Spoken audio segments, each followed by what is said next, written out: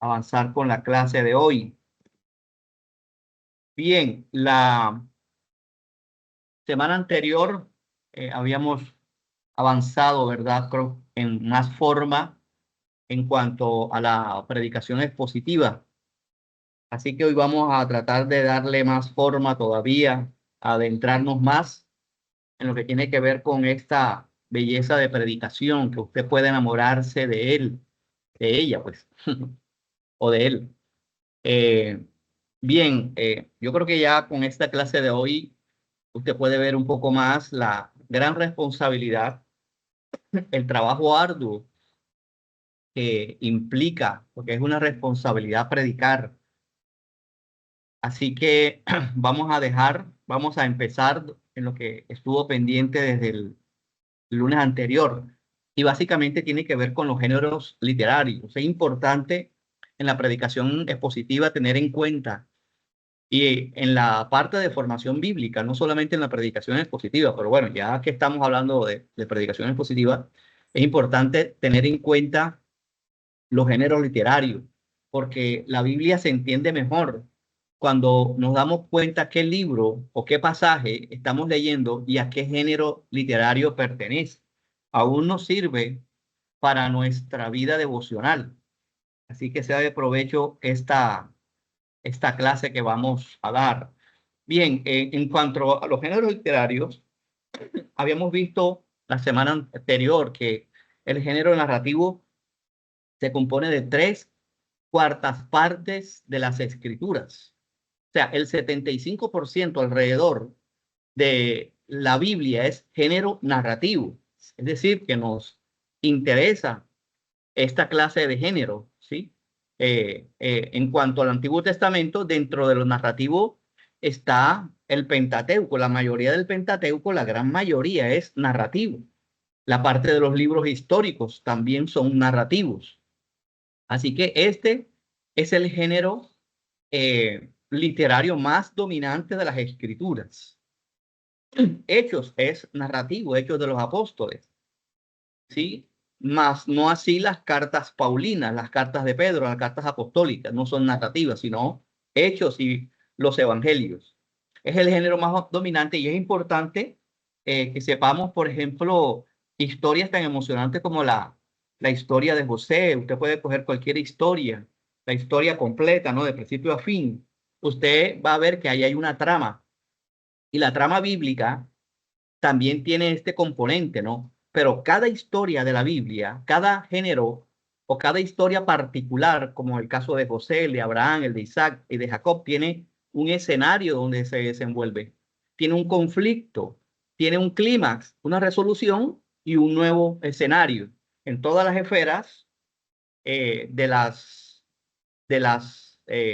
de las narraciones, usted va a encontrar estas características. Entonces, es importante, si va a predicar una historia, pues tenga en cuenta toda la historia completa.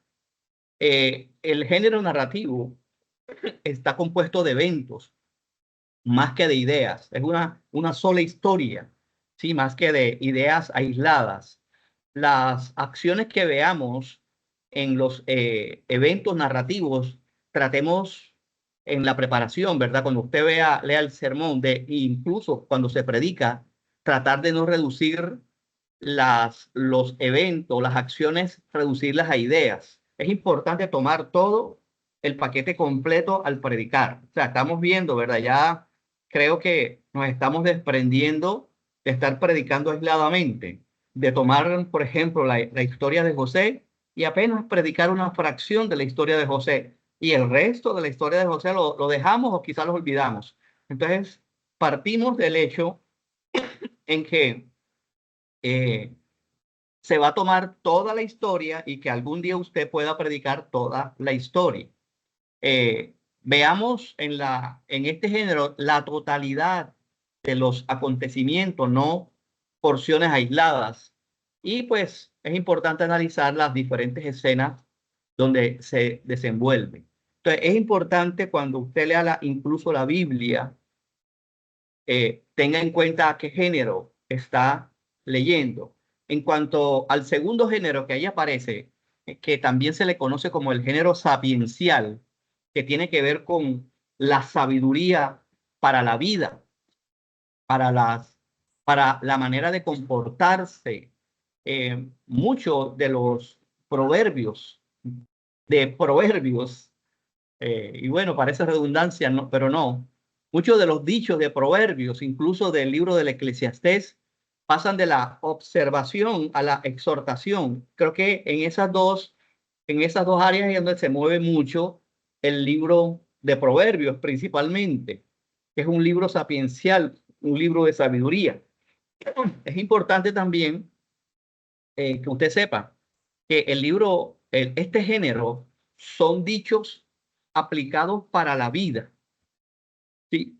No quiere decir que se tenga que cumplir a cabalidad. Parece contradictorio, pero no es así. No son declaraciones proféticas o palabras que se cumplirán indefectiblemente. Es importante esto porque a veces en algunas cosas que se envían allí por internet uno ve que, que sacan un texto, un proverbio, y lo aplican para la vida, como si se cumpliera indefectiblemente. Ahí, pues, proverbio mayormente habla de generalidades, ¿sí? Pero usted no puede decir que por, cumplir proverbios, usted va a ser rico, como ahí lo expresa en el libro de Proverbios.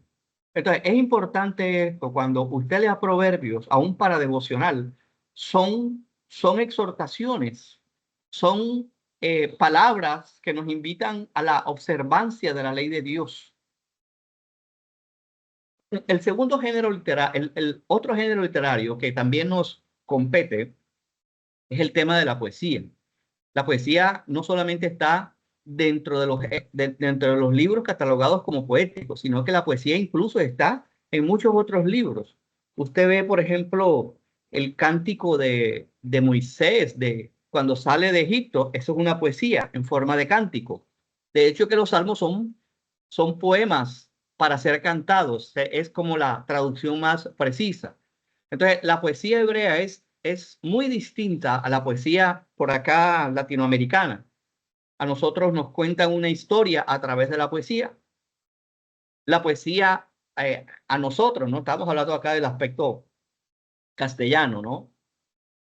Las poesías mayormente riman, pero en la poesía hebrea lo que trata es de transmitir una imagen más que una historia.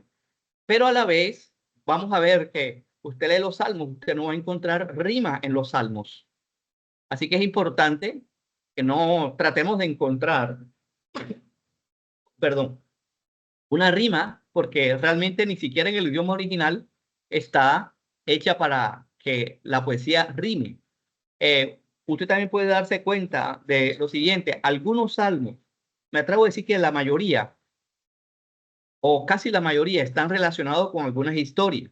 Es importante cuando lea los salmos, hablo de salmos porque es el género más representativo de la poesía. Usted pueda ver detalladamente, a veces leemos muy rápido y metemos enseguida en el salmo y nos omitimos eso que dice Salmo de David cuando fue perseguido por Saúl, cuando fue librado de Absalón. O sea, esas pequeñas títulos que no hacen parte de la revelación, de la inspiración de la Biblia, pues sí son importantes para ubicarnos en el contexto de cuándo se escribió ese salmo. No todos los salmos tienen una relación histórica, es decir, allí no aparece, pero en la mayoría de los salmos dice el autor, dice la historia que originó ese salmo y, y bueno, usted también tendrá que como que darse cuenta de todos esos pequeños títulos. A veces allí también aparece el tipo de salmo, cómo va acompañado, con qué instrumento musical va acompañado. A mí me gustaría que usted hiciera este ejercicio. El Salmo 18 es uno de mis salmos preferidos, porque, bueno, en parte pasé un tiempo bien difícil en mi vida que me identificó con ese salmo. Pero hay algo bien tremendo, que el Salmo 18, usted no lo ve, no. María, pásame la Biblia rápido.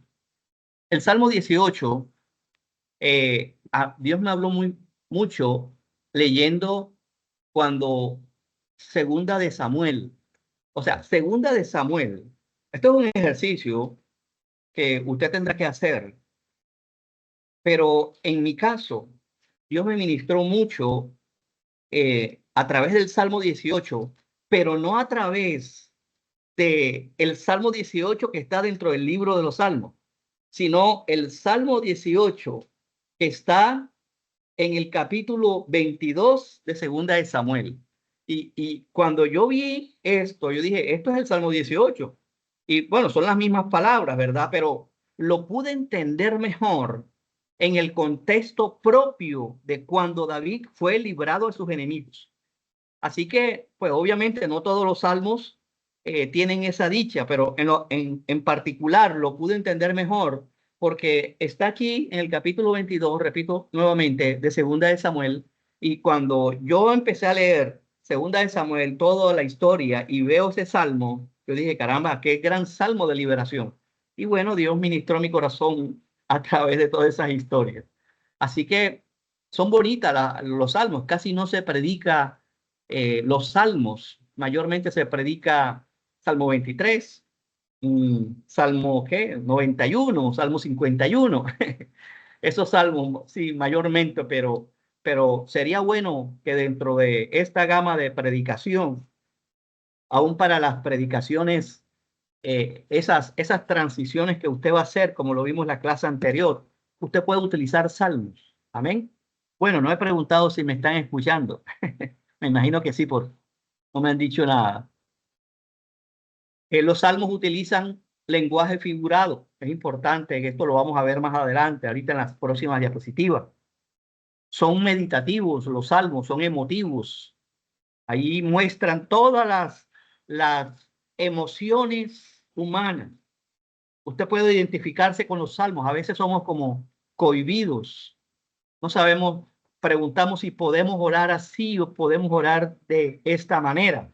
Y los salmos verdaderamente nos muestra cómo es el corazón del ser humano delante de Dios, con miedos, con rabias, con, no sé, con complejos, con tantas cosas, ¿verdad? Miedo al ejército perseguidor, al enemigo. Sí, ahí se muestra en los salmos, por ejemplo, cómo los salmistas piden la destrucción de los enemigos. Pero no es así a la luz de la gracia. Esos son los salmos conocidos como salmos imprecatorios. Son salmos que le piden a Dios la destrucción de la gente. Pero ya usted, por eso habíamos visto la primera clase, la segunda clase, que una de las características de la predicación expositiva es que es cristocéntrica. Es decir, que ya usted, esa parte imprecatoria, ya usted lo va a llevar a la luz de Cristo. Y usted va a decir, Señor, esta persona que me hace mal, ten misericordia de él. Aunque me cueste orar, Señor, ten misericordia de esa persona. Así que es bonito, hermanos, cuando usted empieza a enlazar esta clase de cosas a la luz de la enseñanza de Cristo. Así que no puede ni siquiera para un devocional. O sea, el devocional suyo tiene que ser a la luz del evangelio, a la luz del sermón del monte. Y usted va a descubrir, hermanos, a Cristo cada vez más que se adentre en la lectura cristocéntrica de la Biblia. Ahora sí, quiero escucharle la voz a alguien. ¿Me está escuchando?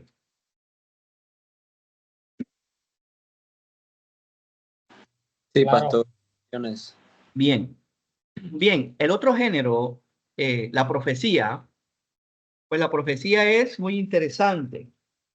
Me gusta mucho este género porque la verdad que el profeta era alguien que se identificaba con Dios, alguien que conocía a Dios. Los profetas de antaño o los profetas de hoy o la gente que se dice profeta, verdaderamente, hermanos, está totalmente lejos de lo que es el corazón del profeta. Las iglesias se llenan cuando se promueve la venida de algún profeta. Y vaya usted a ver lo que dice. No hay un llamado al arrepentimiento, no hay un llamado a la santidad. Y bueno, afortunadamente usted puede leer Primera de Corintios 14, usted puede ver cómo la profecía es aterrizada en el Nuevo Testamento. La gente de hoy no se está dando cuenta, pero primero que está profetizando mal y segundo que, que lo mal que hace está profetizando a la luz del ni siquiera del Antiguo Testamento. Es una mezcla de cosas erróneas. Entonces, Primera de Corintios 14, usted puede ver que el que profetiza habla para edificación, para exhortación, para consolación. Y si bien yo creo que el don de profecía existe, pues pienso que también hay un abuso de la profecía.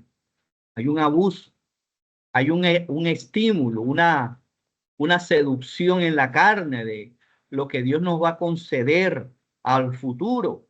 La gente meramente ha relacionado la profecía con aspectos futuros.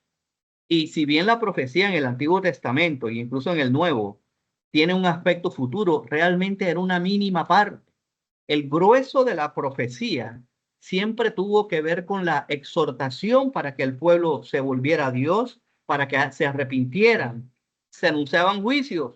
Si no se arrepentían, se ejecutaban los juicios. Pero si se arrepentía, venía restauración. Entonces, o si se arrepentían antes de los juicios, eh, Dios suspendía los juicios. Entonces, es importante entender que el centro de la profecía nuevamente es Cristo, como el centro de la poesía es Cristo.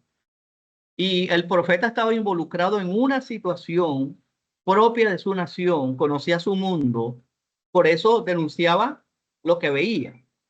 La predicación también puede cumplir ese, ese propósito, ¿verdad? El predicador tiene que tener esa agudeza de lo que pasa en el mundo, de lo que pasa en el país, denunciar el pecado, los males sociales que nos achacan. Los profetas se preocuparon por los males sociales, por los males espirituales, por la frialdad del pueblo, por, por el culto vacío, por las injusticias de los líderes.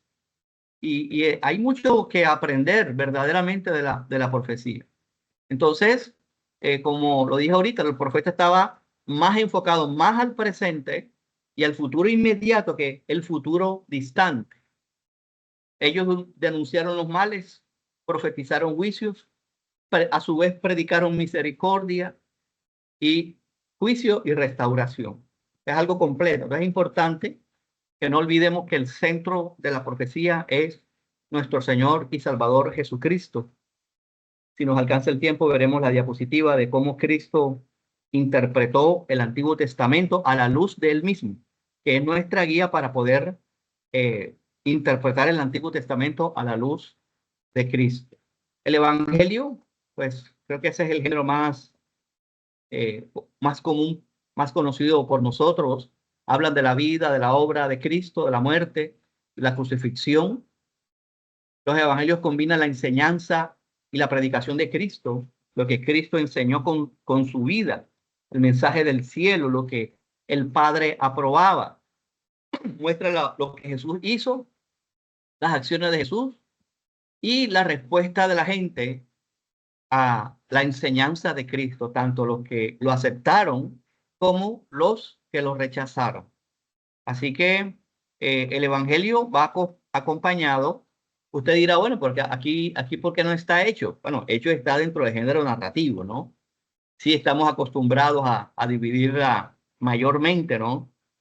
Mayormente estamos acostumbrados a dividir la Biblia, el Antiguo Testamento, la ley, libros históricos, libros proféticos, mayores y menores, y libros pues sapienciales o poéticos. Ahí las dos, está esa combinación. Y el Nuevo Testamento estamos acostumbrados a dividirlo en Evangelio, historia, que es hecho, el género epistolar, las cartas universales y el género apocalíptico.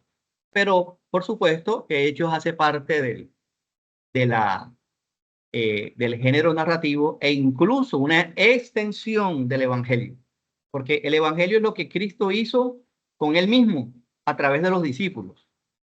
Y Hechos de los Apóstoles es lo que Cristo hizo con los discípulos, con los que le siguieron a él por medio del Espíritu Santo. O sea, ya Cristo no estaba físicamente presente. Entonces es importante tener en cuenta esa unión, incluso Evangelio, Hechos de los Apóstoles. Y el género epistolar es muy importante este género, porque las epístolas, nada más y nada menos, aplican, solo está de último en esta diapositiva, las epístolas aplican la enseñanza de Cristo. Usted debe, como predicador, como maestro de la Biblia, usted debe tener cierto dominio de las epístolas, de las cartas de Pablo, las de Pedro, las de Juan, porque ellos explican y aplican la doctrina de Cristo.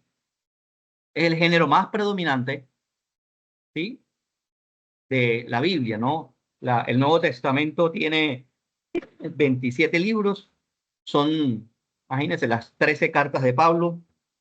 Bueno, después saca la cuenta, ahorita 13 cartas de Pablo, las de Pedro, las de Juan, las cartas apostólicas. Incluso Apocalipsis es una combinación de carta con género apocalíptico. Entonces, podemos decir con seguridad que el género epistolar es el más predominante del Nuevo Testamento. Este género es una combinación entre correspondencia privada, como son aquellas cartas que Pablo escribe a personas particulares, que son mayormente se le conocen como epístolas pastorales a Timoteo, a Tito. Y también aparte, ¿verdad? Hay otra carta que Pablo le escribe a Filemón. Así que las demás son cartas públicas a las iglesias.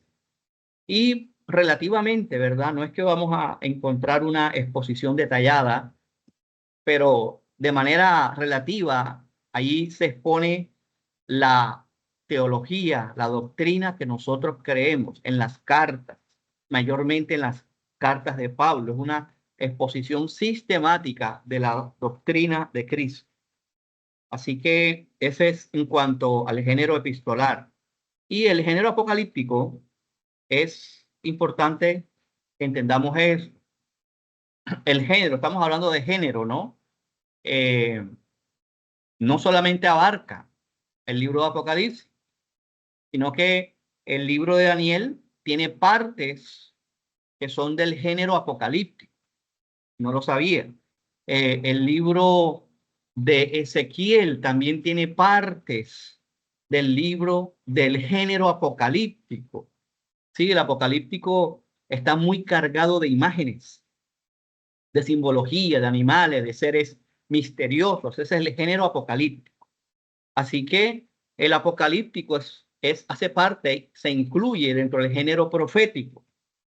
Pero a su vez, no todo género profético es apocalíptico. Género apocalíptico, ¿me está siguiendo?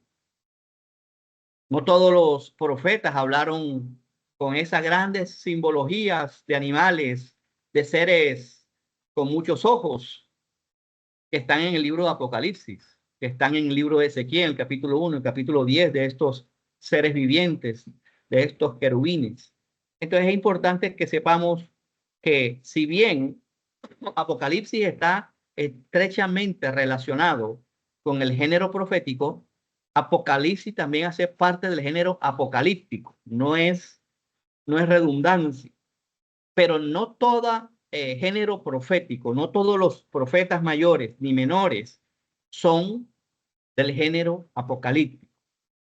Entonces lo apocalíptico revela la historia de la humanidad, el principio, el fin de esta historia, lo que seguirá. El género apocalíptico narra el conflicto entre el bien y el mal. Y pues de manera general podemos ver a Dios controlando todas las cosas, mostrando la soberanía de Dios. De hecho, que ese es como que el mayor atributo que Dios resalta incluso en toda la Biblia. Pero bueno, ya que estamos hablando del Apocalipsis, ese es el principal atributo que Dios destaca en el libro de Apocalipsis: su soberanía, su gloria. Todo está bajo el control de Dios. Eso nos ayuda a nosotros, incluso nos debiera ayudar a nosotros a tener paz en medio de las tormentas, de las preocupaciones, de las angustias.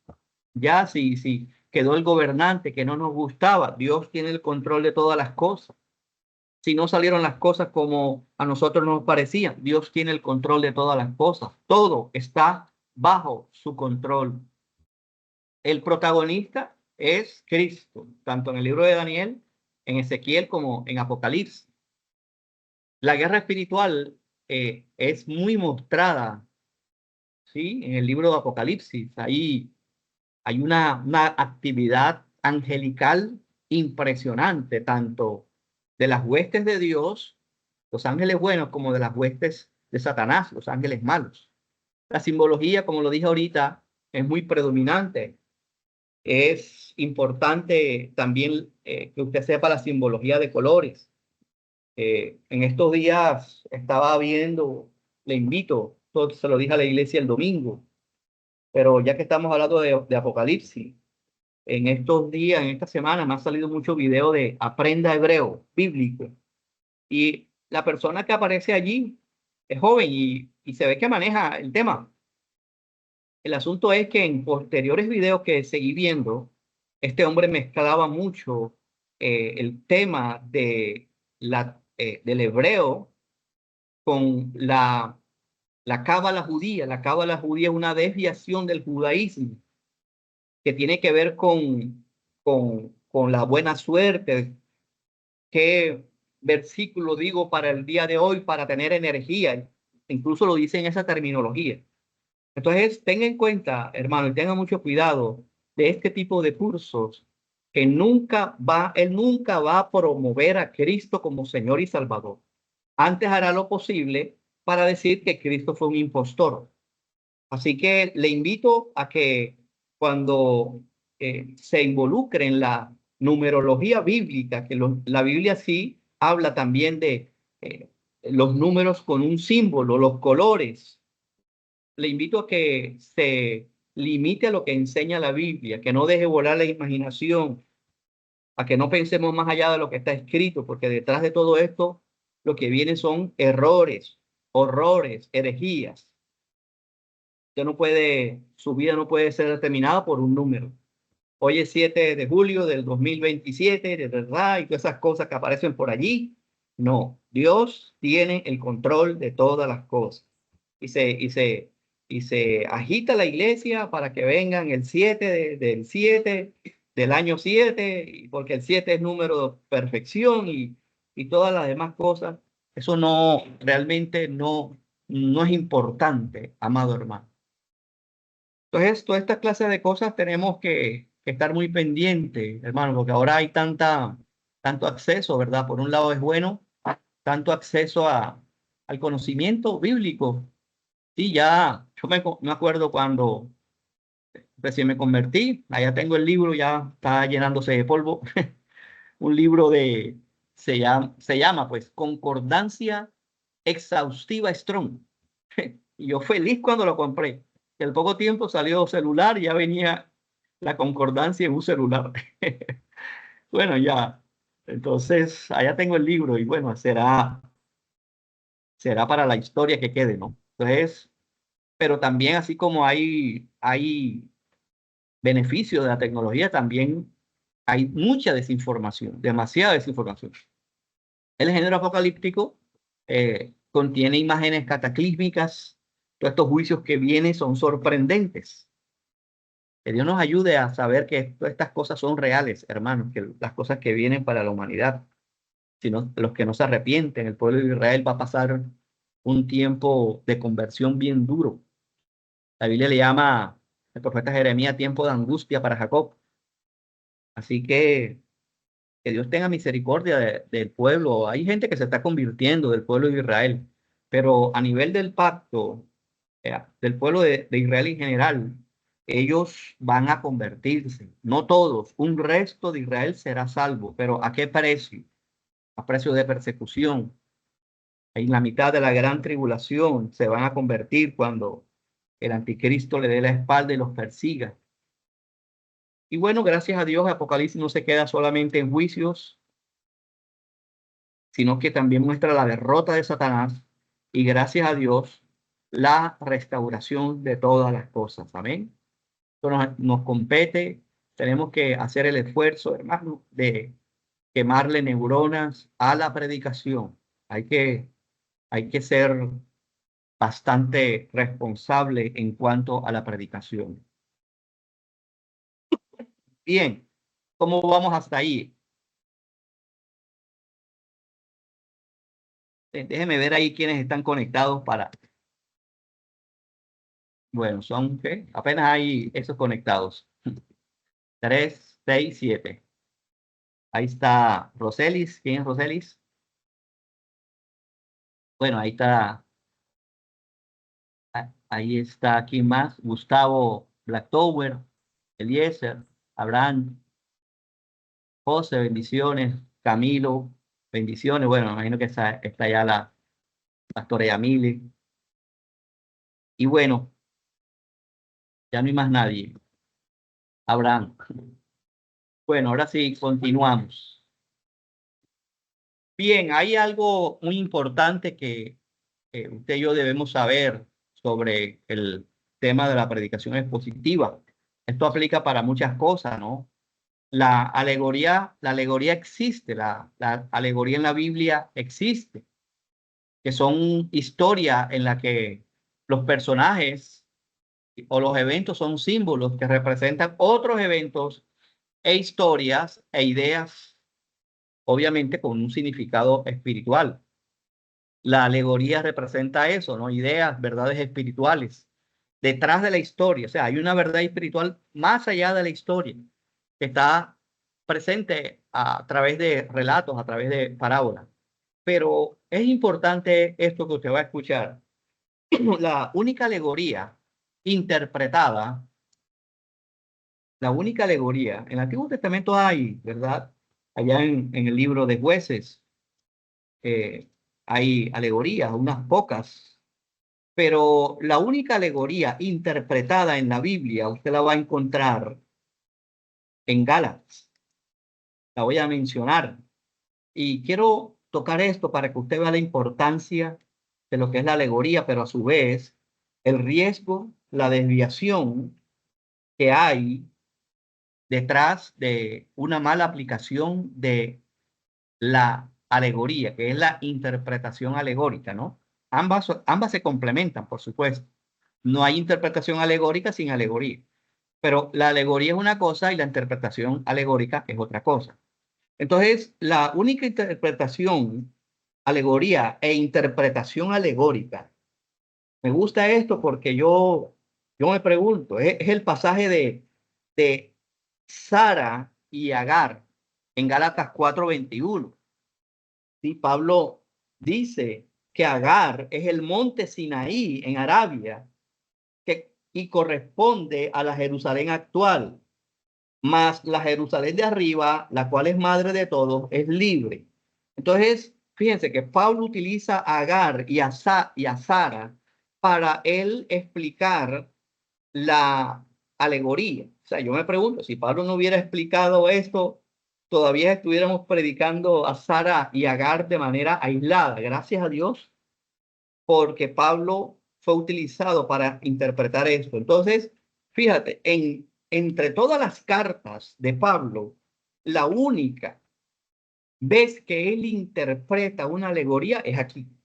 Es decir, que por fuera de esto, lo que vamos a ver de Pablo es la interpretación literal y sencilla del texto. O sea, si Pablo la utilizó en este lugar, quiere decir que todo lo demás Pablo lo utiliza de manera sencilla, de manera primaria, como ahora lo vamos a ver. Entonces, por supuesto que esto es un ejemplo, ¿no? Bíblico. Usted no sé si se dará cuenta, pero hay mucha gente que está cayendo erróneamente en la interpretación alegórica, en la predicación del siglo XXI. Y detrás de ese abuso, hay algunos que lo utilizarán por, me atrevo a decir, por desconocimiento, otros por, yo no sé, hermano, perdone, pero a veces veo hasta un grado de maldad. Lo dicen con una seguridad, hermano, que es propio de los falsos profetas. Por ahí hay un video, hermano, es muy popular, donde un apóstol dice, con una seguridad impresionante, dice que el pecado de Adán y Eva fue no diezmar.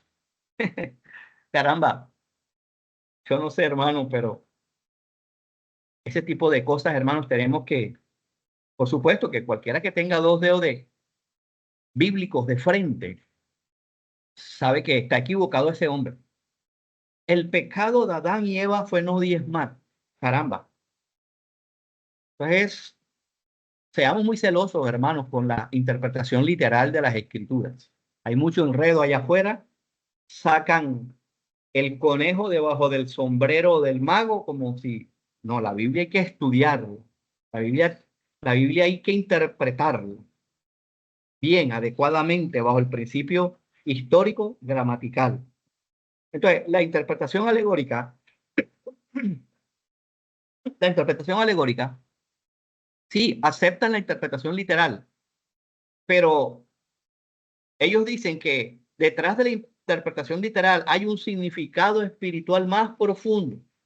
Es decir, que prevalece el significado espiritual, que no lo da la Biblia, sino que queda sujeto a este significado espiritual a criterio del intérprete, al criterio del predicador. ¿Me está siguiendo?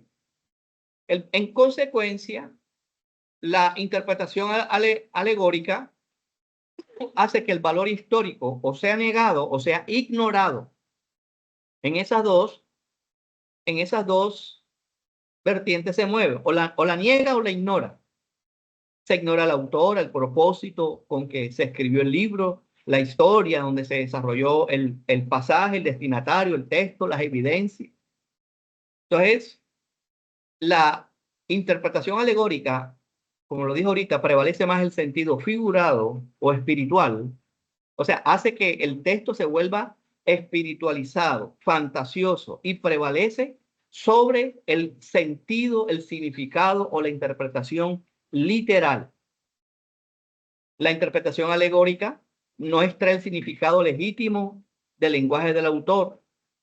O sea, se salta el contexto histórico y gramatical e introduce cualquier capricho que algún intérprete dice y termina la iglesia haciendo eco y diciendo, wow, qué revelación ni qué 8 cuartos. Lo que está es cometiendo es una aberración.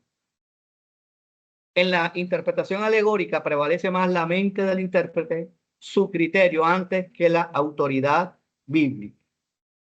No hay medio alguno para probar las conclusiones del intérprete y de esa manera el intérprete o predicador pervierte el verdadero significado de la escritura. Así que queda desvirtuado esa interpretación que creo que no es ni alegórica, de que Adán y Eva, el pecado no fue rebelarse, de ser como Dios, de prestarle los oídos a Satanás, sino no diezmar. Bueno, uno se pregunta, se dice, bueno, con razón tienen tanta plata. Aquí hay un ejemplo, incluso es histórico, de cómo algunas personas que han sido teólogos prominentes que no escaparon de la interpretación alegórica. Repito, no estoy poniendo a estas personas al mismo nivel de herejía que, que hoy está, ¿verdad? De parte de mucha gente. La parábola del buen samaritano, que la mayoría, creo que todos conocemos, mire cómo la interpreta Agustín de Hipona. Repito, esto realmente puede que algunas partes de esta interpretación alegórica, puede que sean verdad aisladamente, pero en su conjunto están errados. Entonces, ellos no se escaparon de esa interpretación. De hecho, que la interpretación alegórica fue muy predominante en la Edad Media. 1000 años, 1000 años. Mire, ¿Sabes una de las características bellas de la Reforma protestante, 1517 y los años posteriores, fue que empezaron a ver la literalidad de las escrituras? Eso es una herencia de la Reforma. Todos esos 1000 años anteriores a 1517 prevaleció mucho la interpretación alegórica.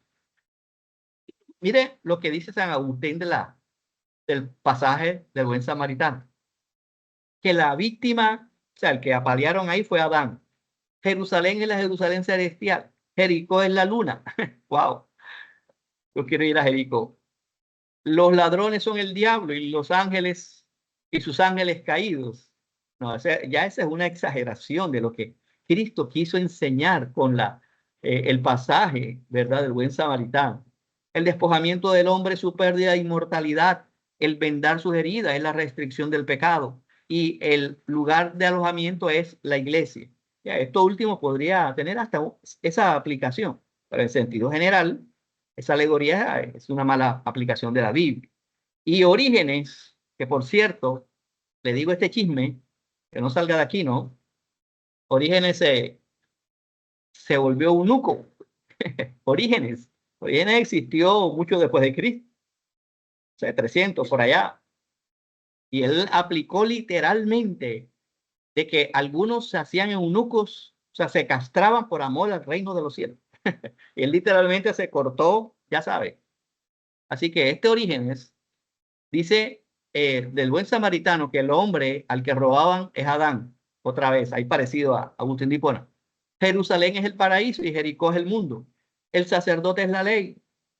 Sí, podría ser cierto, esa parte. Los levitas son los profetas. El samaritano es Cristo. El asno es el cuerpo físico de Cristo que lleva la carga al hombre herido. Las heridas son sus pecados y la posada es la iglesia. La promesa del samaritano es volver en una promesa de la segunda venida de Cristo. Podría ser esa parte, pero miremos qué es lo que Cristo, ¿por qué sale el pasaje, la parábola del buen samaritano? Porque alguien le preguntó quién era mi prójimo. Así de simple. O sea, el hombre fue un herido físico, lo robaron, lo atracaron. Y este hombre fue el que ayudó, ni siquiera fue del pueblo de Dios, sino que fue un extranjero. Y bueno, esos son ejemplos de interpretaciones alegóricas un poco erróneas, ¿no? Pero aparte de eso, también estamos viendo todavía ya rayan en la herejía, en las desviaciones de mucha gente, hermano, que anda por ahí, sea muy filtre muchas cosas, hermano. Jesucristo nos dijo, mirad lo que oís. Y es una palabra bien poderosa, muy poderosa, ¿ah? Usted filtre, no va a olvidar esta clase, sobre todo lo que tiene que ver con el contexto histórico gramatical. Mucha gente se está saltando eso, se lo está saltando y están predicando cosas horrendas, hermano. Bien, en lo que nos compete, que tiene que ver con la interpretación literal de la Biblia. La Biblia se interpreta literalmente. Lo literal tiene que ver con aquello que se reproduce al pie de la letra, aquello que uno lee, eso es lo literal. Lo literal admite, quiero decir admite el lenguaje figurado, no lo excluye. Fíjese, ahorita veíamos que la aplicación, la interpretación alegórica acepta el lenguaje figurado, pero prevalece el lenguaje espiritualizado del texto. Pero la interpretación literal no desconoce el lenguaje figurado, ni los símbolos, ni las figuras literarias. Importante las figuras literarias. Y así que las palabras que uno lee en el texto son las que se le daría en su uso normal, ordinario y acostumbrado del texto que uno lee. Así que este género interpreta las escrituras de acuerdo al género literario, como ya vimos, y no conforme a nuestras preferencias. Por eso hay estas diapositivas acerca de los géneros literarios. Tenemos que someternos al género poético, al género profético, al género que nosotros leamos y no interpretar lo que leamos por fuera de esos géneros literarios. La interpretación literal hace hincapié de las condiciones históricas y gramaticales, como ya lo hemos visto y lo vamos a ver si creo que nos alcance en las próximas diapositivas. La interpretación es literal, literal es la correcta porque hace que la Biblia tenga un sentido adecuado. La interpretación literal hace que ya no interpretemos la Biblia de manera subjetiva. Imagínense, cada uno sometido, cada iglesia sometida a interpretaciones subjetivas de parte del pastor. Eso sería todavía una mezcolanza de creencias. Y podemos ver la interpretación literal de las profecías. Las profecías se han cumplido literalmente. Las profecías no se han cumplido espiritualmente. Cristo vino literalmente en persona. Cristo resucitó literalmente en persona, no espiritualmente. Cristo vendrá espiritualmente en persona. Las profecías de Israel se han cumplido literalmente en ellos y las que faltan se cumplirán literalmente. El hecho de ser nación fue una profecía literal, no una profecía meramente espiritual. Así que es importante entender el tema de la literalidad, de la interpretación de las escrituras. Hago este énfasis. Como admite el lenguaje figurado, por supuesto que tenemos que aceptar, saber que, por ejemplo, cuando Cristo habla de si tu ojo te es ocasión de pecar, sácate. Sabemos que está hablando en lenguaje figurado. Sacarse un ojo físico, incluso sacarse los dos ojos físicos, no va a excluir que pequemos. ¿Ustedes creen que Orígenes, el ejemplo que le di ahorita, que después que se volvió eunuco, nunca tuvo un mal pensamiento? Entonces eso, me imagino que se habrá arrepentido después. Así que el lenguaje, la interpretación literal admite las figuras, los símbolos, las figuras literarias, que de hecho no he hecho esa diapositiva, así que la próxima lo hago. Bien, estas disciplinas, de hecho que estamos como que en esta clase estamos viendo algo, un aspecto de cada una de estas tres disciplinas.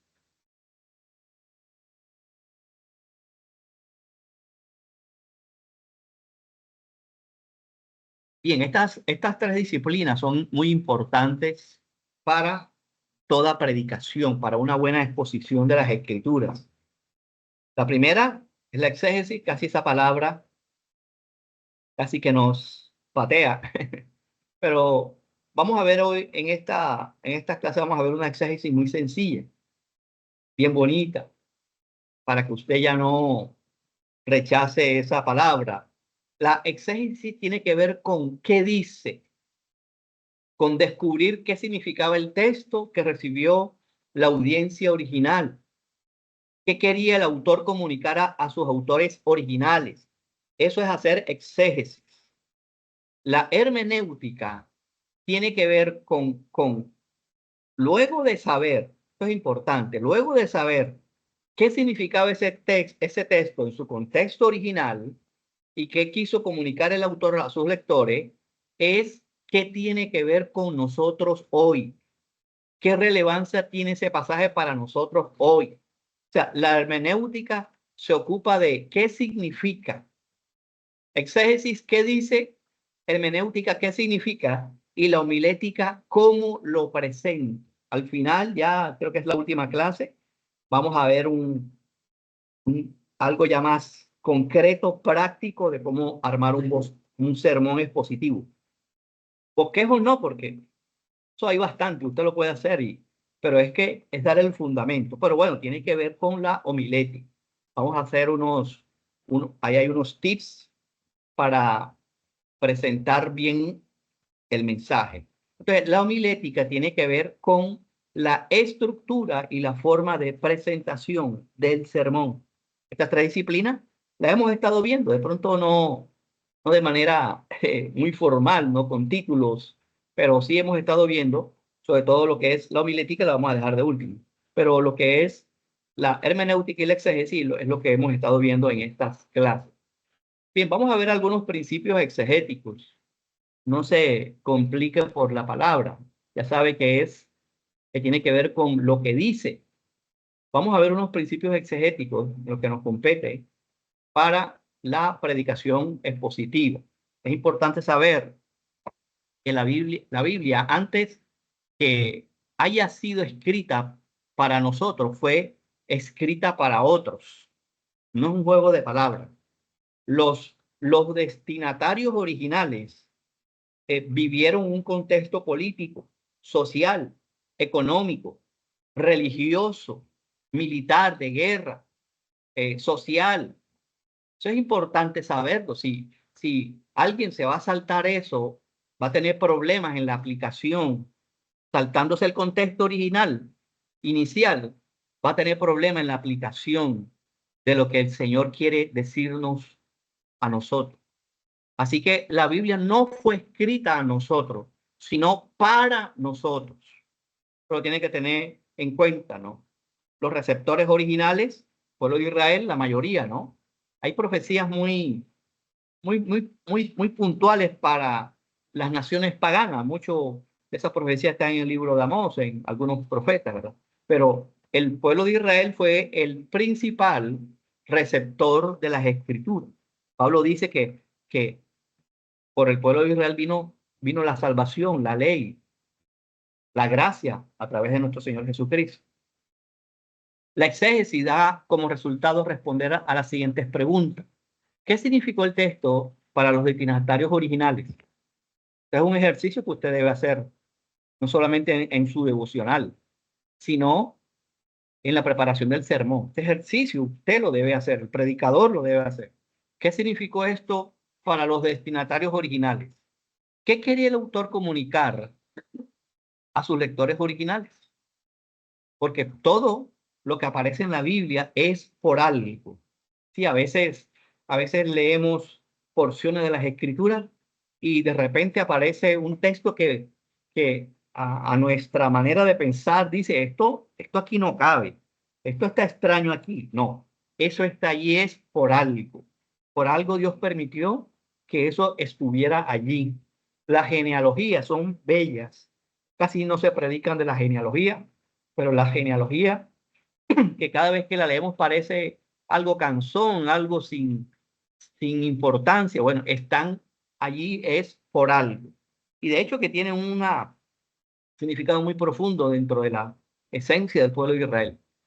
Así que todo lo que está escrito, aunque no nos parezca, aunque parezca que se salga de la unidad de lo que uno viene leyendo, todo lo que está escrito es por algo. Dios quiere enseñarnos algo, Dios quiere que nos demos cuenta de eso que está ahí escrito. Entonces, la exégesis extrae el significado objetivo de ese texto. Repito, lo que significó a los destinatarios originales y lo que quería el autor comunicar. Eso es algo objetivo, no subjetivo. Entonces, hacer lo contrario, imponerle una interpretación al texto que no dice, es eisegesis.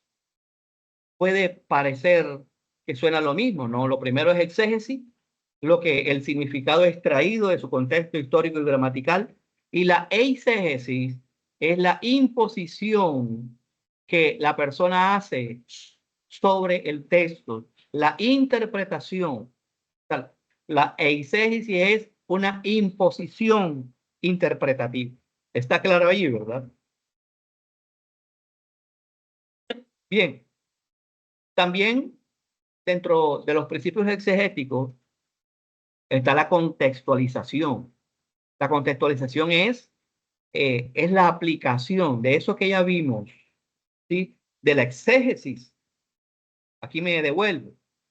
Luego de saber lo que significó el texto para los destinatarios originales, luego de saber lo que el autor quería comunicar a los lectores originales, ahora yo contextualizo ese texto. La contextualización tiene que ver con nosotros, con ahora.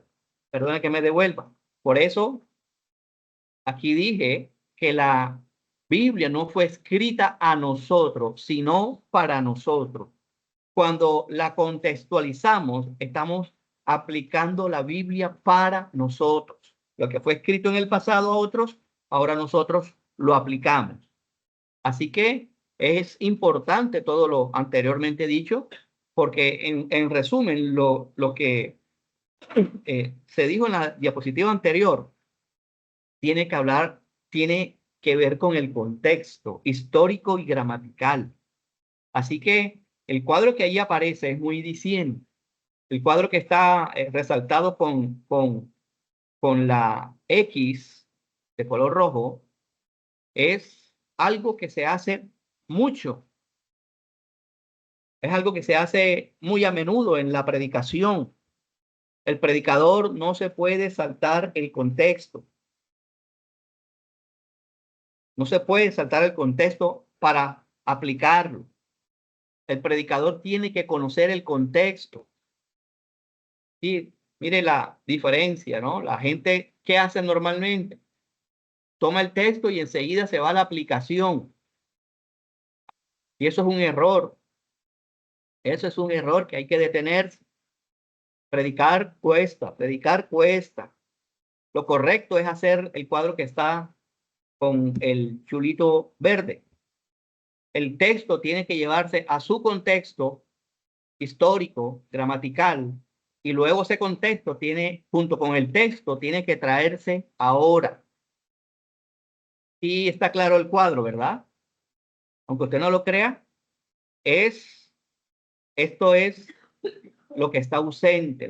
El contexto se está obviando de mucha gente, muchos predicadores populares que hablan con un manto de autoridad. Hermano, están predicando mal, mal. Haga el ejercicio, no para que se vuelva criticón, es para que vea cómo está predicando, si está teniendo en cuenta el contexto. Es importante, esto es falso que alguien diga yo predico por revelación. Eso es irresponsabilidad, tanto personal, esto es falta de coherencia bíblica, también falta de integridad bíblica. Así no predicaron los apóstoles, ni siquiera Cristo predicó así. Cristo tuvo en cuenta el contexto y lo trajo ahora. Eso es lo que es la aplicación y la contextualización. Entonces, hermanos, bueno, yo le voy a enviar esto al final, ¿verdad? Pero si quiere, y copia el pantallazo para que medite este cuadro. Por eso, si ustedes se han dado cuenta, he hecho mucho énfasis, o bueno, la predicación expositiva hace mucho énfasis en aplicar el texto, en interpretar el texto dentro de su contexto histórico y gramatical. Solo creo que lo he dicho en todas las clases. Histórico, gramatical y traerlo ahora. Ahora, quiero decirles lo siguiente. El predicador es quien debe manejar mayormente el contexto. De la manera como el predicador conoce el contexto del pasaje que va a predicar, no necesariamente lo tiene que conocer la iglesia. Se vuelve aburrido el mensaje. Pero sí el predicador puede participarle de manera breve a la iglesia el contexto. Eso también hace parte de la educación bíblica. Así la iglesia va dejando de ser analfabeta. Bonito que la iglesia sepa, si usted va a predicar, un ejemplo, el rey Saúl, acerca de la vida del rey Saúl, usted necesariamente debe saber, y la iglesia es bueno que se involucre, que esa era la parte final del libro de Jueces. Esa era la parte final. Saúl, sí, por supuesto, junto con Samuel. Saúl fue el primer rey, ¿no? Pero antes que lo eligieran rey, pues hacía parte de la vida de Samuel. Samuel fue el último de los jueces. Entonces, eso ayuda mucho al predicador. ¿Dónde estuvo situado Samuel? ¿Dónde estuvo situado el rey David? Ya, obviamente, fue el segundo rey. Entonces, todo eso es importante tener. Entonces, ten en cuenta, repito, Repito, no es que usted va a hablar, la predicación dura 1 hora y usted va a hablar 45 minutos del contexto histórico y gramatical. O sea, eso no es predicar expositivamente. O sea, usted va a investigar, el predicador es el que va a investigar, el predicador es el que se va a llenar del contexto histórico y gramatical para decírselo a la iglesia aún de manera todavía más simple. ¿Sí? ¿Estamos bien hasta ahí, hermanos? Se fueron a comer. Aló. No, pastor, estamos aquí escuchando. Sí, Sí. aquí estamos. Eliezer está hablando de embutido. Como que está comiendo Hombre, pan con hombre. gaseosa. Bueno, entonces, hermano, no quiero salir de esa diapositiva. ¿Qué hora es, hermano? Perdone sino que quiero. ¿Cómo? Hermano, échele una ojeada a esa diapositiva, hermano, por amor a Dios. Creo que esta diapositiva, bueno, esta imagen, ¿no? La última es el resumen de la predicación expositiva. Eso es el resumen, creo que. Ay, ¿por qué no empezó con esa ya, santo remedio? No, hay que decir todo lo demás. No se olvide del contexto en que fue dicho. No se olvide del contexto en que fue dicho. Hubo un contexto social. Cristo perteneció a esa parte del imperio romano que dominaba sobre Israel. Usted necesita saber eso. ¿En cuántas provincias se dividía la Tierra Santa? ¿Dónde gobernaba Herodes? ¿Dónde gobernaba Poncio Pilato? Es importante que usted sepa eso. Bueno, nos vamos. Bien, aquí ya sí defino un poco más lo que es el principio gramatical. ¿En qué consiste el principio gramatical que hemos venido hablando por allá? Que es el que está aquí, ¿no? Dentro del contexto histórico y gramatical. El principio gramatical tiene que ver con las palabras que componen el texto. Las palabras se definen de acuerdo con la intención original y no de acuerdo con el uso moderno. Ahí, pues, ¿qué les puedo decir, hermano? Parece, no sé cómo llamarle, quizás algo decepcionante, ¿no? En el sentido de saber que el griego que hablaban allá es original en tiempos de Cristo y antes era el griego koiné. Por supuesto que ese se desprendió de allí al griego moderno, pero no podemos decir que ese griego koiné está totalmente desaparecido, ¿no? Entonces, igual que con el hebreo, tanto el hebreo como el griego, esos idiomas no utilizaban puntos, ni comas, ni párrafos. Usted ve ciertos manuscritos, sobre todo el griego, ¿no? Ahí no hay párrafos. Y gracias a Dios, hermanos, por la habilidad de mucha gente estudiosa, ha tratado de organizar los escritos de tal manera que uno lo entienda.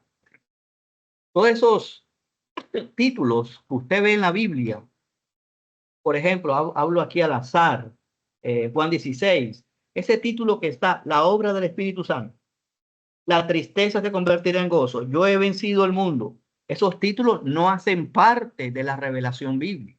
Simplemente se han puesto para tratar de segmentar el texto y que sea de mejor entendimiento. De hecho, que estos títulos pueden variar de una versión a otra. Así que es una ayuda que estas divisiones, aunque no sean tan precisas, me refiero a la Biblia dividida en capítulos, no es precisa. La hicieron posteriormente. La Biblia dividida en versículos no es precisa en algunos casos, en la mayoría de los casos sí, pero a veces uno ve que parte del capítulo, que ahí está, el versículo 1 está antes de esa división. Y usted se tiene que dar cuenta de eso, que hace parte incluso del contexto gramatical, ¿verdad? Cómo se compone el pasaje. Por eso es importante que usted tenga varias versiones de la Biblia. Hay versiones muy fieles de la Biblia, como por ejemplo, yo entro ahí regularmente, se llama la Biblia de las Américas. Esta versión es muy fiel muy fiel a la traducción bíblica. La mejor traducción es la traducción palabra por palabra. La Biblia de Jerusalén, que es católica, también es una versión de la Biblia que tiene mucha aprobación dentro del ámbito académico, teológico. Entonces es importante, ¿cierto? Hay gente que, a mí me gusta la Reina Valera, es la que utilizo en la iglesia, pero también veo ahí mucho amarillismo evangélico, gente burlándose de esta versión que no sirve, que tiene errores. Bueno, ojalá se hubiera puesto en la sangre de Cipriano de Valera y Casiodoro de Reina. Ojalá hubiera experimentado las persecuciones que ellos experimentaron antes de que diga que la Reina Valera no sirve para volverse viral. Eso es todo, hermano, lo que quieren hacer. Pero bueno, de todas maneras, hay otras versiones que no son palabra por palabra. Esa se llama traducción dinámica de las escrituras. Son bonitas, como la traducción en lenguaje actual. Yo también la utilizo mucho. Sí, a veces, digamos, como esto fue escrito para un pueblo en aquel tiempo, no todo se logra, por mucho que sea traducción palabra por palabra. A veces nos cuesta entender pasajes, versículos, porque no están todavía masticados, desmenuzados a nuestro lenguaje aplicado. Entonces, hay traducciones que se llama, ese tipo de traducción se llama traducción, por ejemplo, dinámica, como la traducción en lenguaje actual. A mí me gusta, que no es palabra por palabra, pero en general sí, pero tiene la aplicación y el sentido de lo que es la escritura para nosotros. A veces nos quedamos, se nos traba la mente, ¿qué quiere decir allí? Entonces, uno amplía la comprensión cuando hay una mayor variedad de Biblias. Entonces, hay muchas Biblias muy buenas. La Reina Valera también es aceptable. La Biblia, como le dije ahorita, la Biblia de las Américas, que está en esta página, bibliaparalela.com. Yo ahorita creo que les tengo también una serie de herramientas y es muy, muy bello. Ahí están las palabras en el idioma original, en el griego, en el hebreo. Usted le pone un clic y ese clic da un pantallazo mayor. Yo no voy a decir que todas mis predicaciones yo voy al hebreo y al griego, pero regularmente estoy recurriendo a esa página. Es una gran ayuda. Así que es importante, hermano, documentarse bien. Preparar la predicación lleva tiempo. Hay que pagar un precio de estudio, de preparación, de investigación. Entonces, el principio gramatical también invita a que utilicemos una traducción fiable, diccionarios en griego, en hebreo. Como repito, ahorita todo está en un celular. Ahí tengo una aplicación, yo no sé, muy buena, pero no está, se las voy a enviar. Se llama,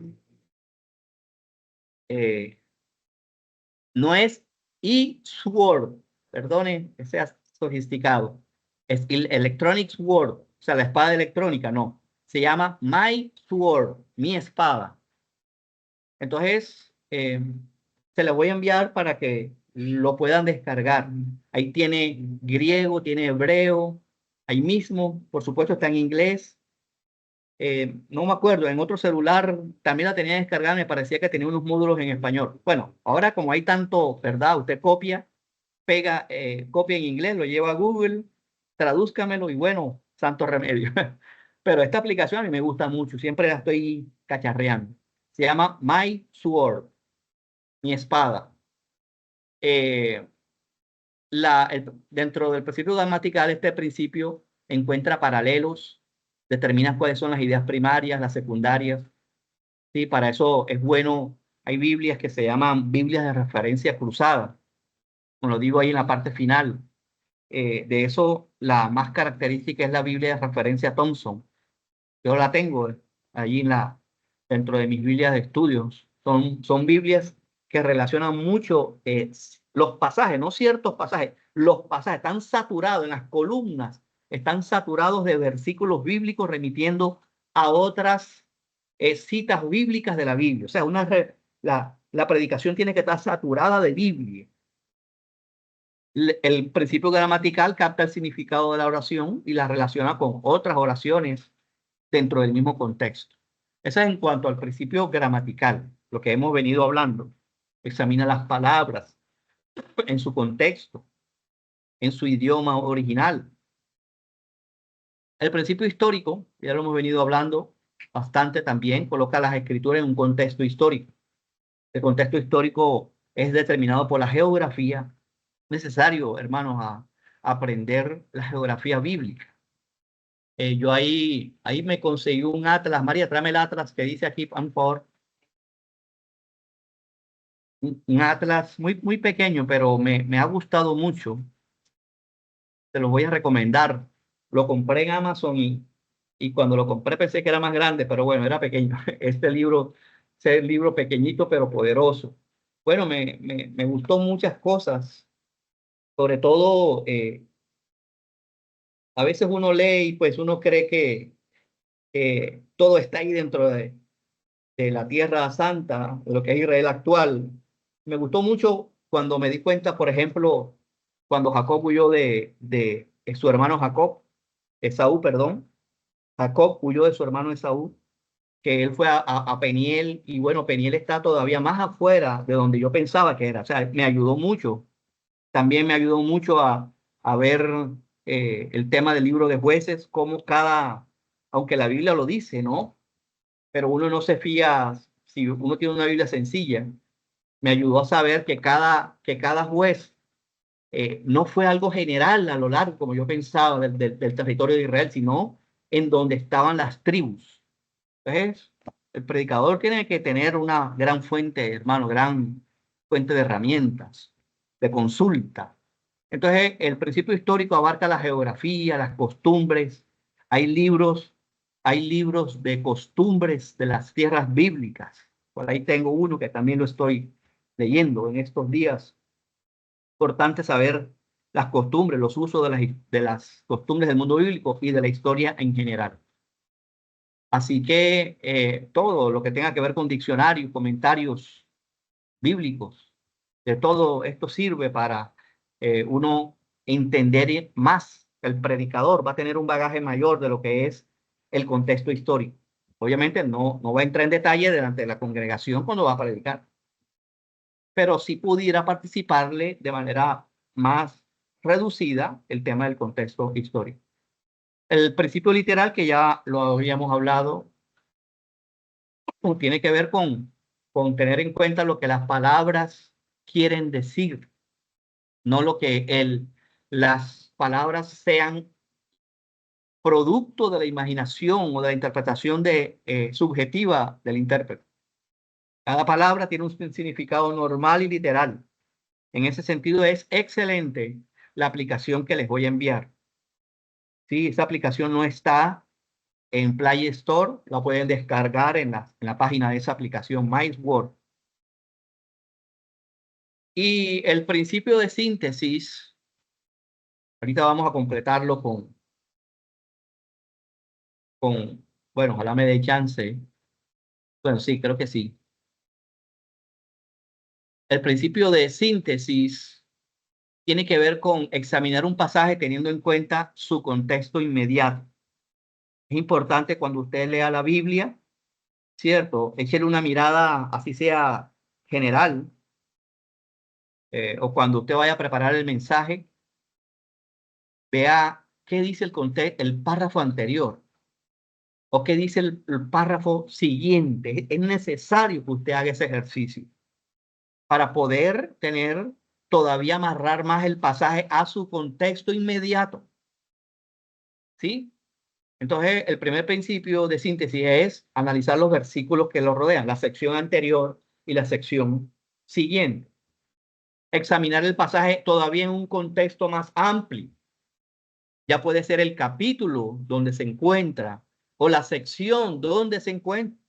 Si usted va, por ejemplo, a leer, a predicar sobre el Padre Nuestro, usted sabe que hace parte del capítulo 6 de Mateo. pero a su vez, el capítulo 6 de Mateo hace parte del Sermón del Monte, del capítulo 5, 6 y 7. Pero a su vez, ese capítulo está dentro del libro de Mateo. O sea, sería el contexto más amplio.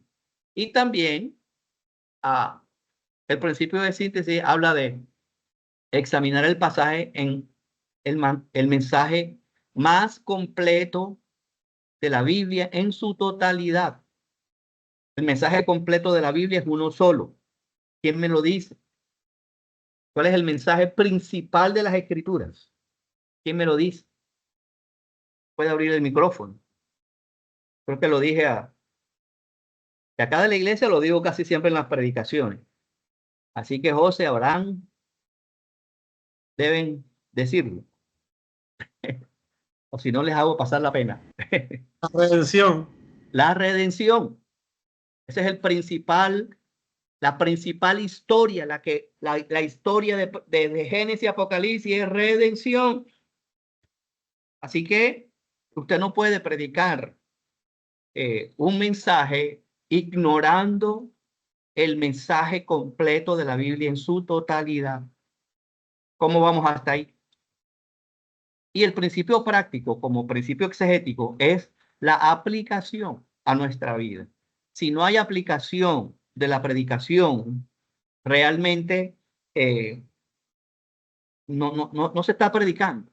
Estás dando datos históricos, datos geográficos, lo que leíste en el Atlas, llenando volviendo a la gente cabezona. Pero lo más importante, toda la predicación es importante, pero si no hay aplicación, pues la gente no va a recibir cómo defenderse en la vida práctica. Entonces, eso en cuanto a los principios exegéticos. Y el proceso exegético, que también es complementario con los principios exegéticos, es importante esto que usted va a hacer cuando vaya a preparar el mensaje. Este es el proceso de exégesis.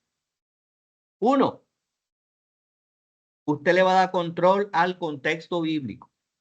El pasaje que usted seleccione, usted no lo puede sacar del contexto histórico y gramatical.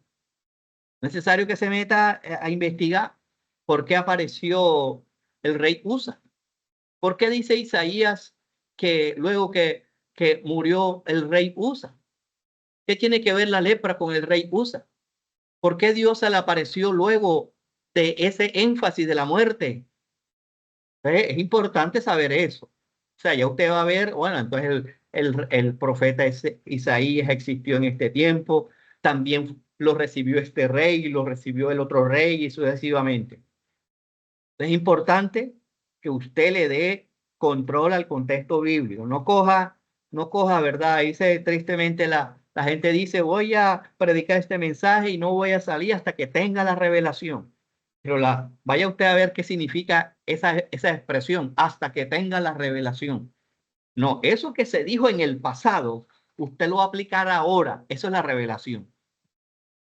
De resto, si dice cosas enredadas, que usted diga, wow, qué revelación. Bueno, cuidado, están por allí metiendo gato por liebre en cuanto a la interpretación alegórica, errónea.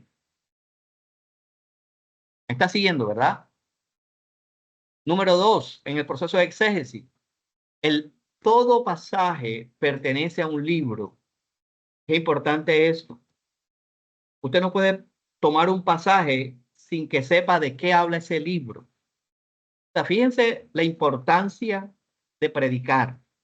Eso es lo que se llama línea melódica. Cada libro tiene una línea melódica. Eso es lo que se llama en exégesis. La línea melódica es el mensaje que recorre todo ese libro. Usted puede saber, hermano, cuál es la línea melódica del libro de Jueces. A ver, ¿quién me lo puede decir? ¿Cuál es el mensaje del libro de Jueces?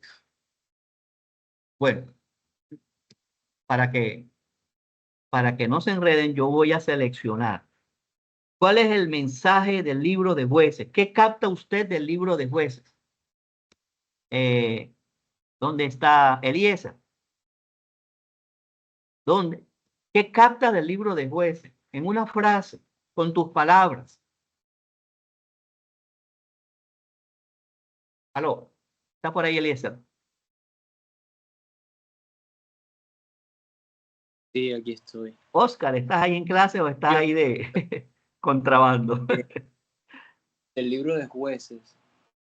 Bueno, no te escucho bien, estás muy lejos. ¿Qué ves en el libro de Jueces? ¿Cuál es la enseñanza constante del libro de Jueces? La rebeldía del pueblo. Claro, exacto, como la dirección de Dios en ¿La el qué? desorden. La dirección de Dios, ¿no? Sobre Sí, el la pueblo. intervención de Dios a ayudar.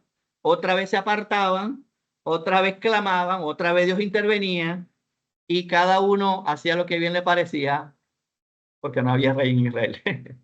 Entonces, usted también puede, hermanos, hacer ese ejercicio de cuál es la línea melódica, de qué habla el libro donde yo voy a sacar ese pasaje. ¿De qué habla, por ejemplo, si usted va a predicar sobre el Sermón del Monte, de qué habla Mateo? ¿De qué habla cuál es el énfasis de Mateo? Mateo presenta a Cristo como el ungido, como el Mesías. ¿De qué habla Marcos? ¿De qué habla el Evangelio de Marcos? Marcos, el énfasis de Marcos es Cristo como el siervo sufriente. ¿De qué habla Lucas? Lucas habla de Cristo, el hombre perfecto. ¿De qué habla Juan? No se lo voy a decir. ¿Qué me dice? ¿De qué habla Juan mayormente? De la Cristo. divinidad de Cristo. ¿Ah? La divinidad de Cristo. De la divinidad de Cristo, Cristo el divino. ¿Sí? Entonces usted puede también las cartas, hay cartas muy fáciles de deducir. Usted va a leer, fíjese cómo usted puede sacar la línea melódica en algunos libros, ¿no? En algunos libros, sobre todo en el género epistolar, usted lee al principio y usted lee al final. Sí, el primer párrafo y el último párrafo de cada carta y usted va a sacar allí la línea melódica de lo que hablan las cartas. Ya no es un llamado a la pereza, sino que como estos libros están bien escritos por el Espíritu Santo, entonces todo libro que está bien escrito, usted va a sacar la deducción de qué está hablando Cristo, de qué está hablando cada libro. Usted ve el énfasis de Hebreos, que Dios nos habló en el pasado por los profetas, ahora nos ha hablado por Cristo. El énfasis de Hebreos es la preeminencia de Cristo, del conocimiento de Cristo. Ese ejercicio hay que hacerlo, hermano. ¿Y qué? Para que dejemos nosotros mismos, dejemos la pereza al predicar también. Hay que invertir tiempo, hermano. Por eso quise también compartirles esto, porque de pronto hemos venido arrastrando cosas que no están bien, hermanos. No están bien y necesitamos mejorar. Yo he mejorado cosas, gracias a Dios, a través de el mensaje coherente de la predicación expositiva. Es el deseo de esto. Yo no voy a cobrarle al final ni les voy a hacer trampa. Así que aprovechen esta reunión, hermano, que se está dando para que usted tenga herramientas. Entonces, eso es lo que es la línea melódica, el mensaje del libro. ¿Ya? Mensaje del libro. Usted ve, por ejemplo, Génesis, que es un libro largo. ¿Qué puede ver en los primeros capítulos? Creación, caída y restauración. Eso es lo que habla Génesis. Usted ve esta historia de Abraham, de Isaac, de Jacob, de José. Son historias que van a complementar ese mensaje de redención. Es la continuación del mensaje de redención. Éxodo, usted va a ver que significa salida al pecado, salida de Egipto. Y fíjese cómo Dios establece el tabernáculo, que es como una manera en términos generales, ¿verdad? Viendo el tabernáculo como un todo, los sacrificios, sistemas de sacerdotes, como la herramienta que Dios da para una limpieza continua del pecado. Hay que hacer ese ejercicio. También como dentro del proceso de exégesis, tenemos que observar la estructura del texto. las distintas traducciones, la literatura, la herramienta, cómo se compone el texto, qué palabras utiliza el texto, el autor, cuántas veces, qué palabras hay repetidas, si combina la narración con lo apocalíptico, la narración con el género poético, con el género sapiencial. Es importante, hermano, a ir enlazando todas estas cosas que se le han dicho, que las diapositivas anteriores no es para llenar, para saber qué decir, es para que usted vaya enlazando en este proceso de exégesis. Cuando usted prepara un mensaje, hermano, hay que meterle tiempo. Bien, en cuanto a la forma de presentación, eso todavía ya como un poco más. Regálame un minutico. Bien, perdone, pero es que tengo cierto número de diapositivas para enseñar. Entonces quisiera dime la hora. Bueno, ya he estado enseñando 1 hora y media. Esta es la última diapositiva y si hay preguntas, hacemos un espacio para preguntas, ¿no? Porque también tengo un número de diapositivas para no aburrir a la gente.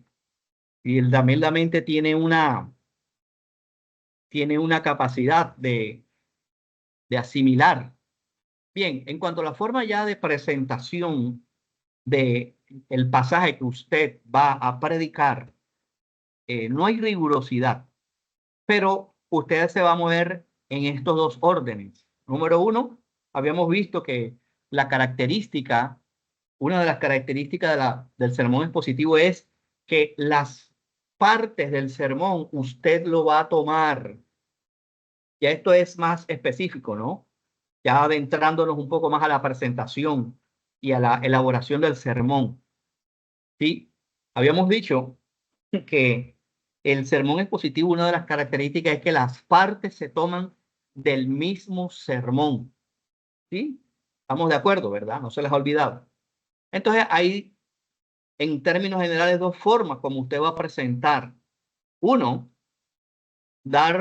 tomar el orden que aparece en el pasaje, ¿sí? En el pasaje, eso se llama orden secuencial, pero este orden secuencial tiene un defecto y es que podría no tener un orden fluido, o sea, en el mensaje, cómo usted quiere presentarlo. Entonces, hay esa libertad de que también presente el mensaje como un orden lógico, ¿sí? Es decir, que usted lo organice de acuerdo a la necesidad que va a desarrollar, pero que sea lógica, que no sea arbitraria. Por ejemplo, el pasaje tiene este orden, 1, 2, 3, 4, pero usted dice, a mí me parece que la sección 2 debe ser la 3 y la 3 debe ser la 2. Ese es un orden lógico que usted va a llevar, porque quizás usted ve en este orden lógico que lo que usted quiere resolver es un problema y presentar la solución.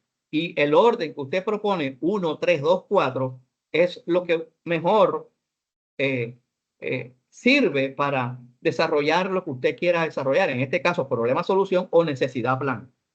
¿Sí? Entonces, es esa sabiduría para que usted vaya también armando el mensaje, porque a veces, si usted no tiene la experiencia con esto, usted va a tener como esa camisa de fuerza, oye, pero yo, si me salto esto, estaré cometiendo algún mal. No, hay un orden secuencial, pero también hay un orden lógico. Usted puede moverse allí, en esas dos áreas. Sí, es que tengo un promedio de unas 15 diapositivas y pues, también no quiero pasarme de... Abraham, ya puedes terminar la grabación.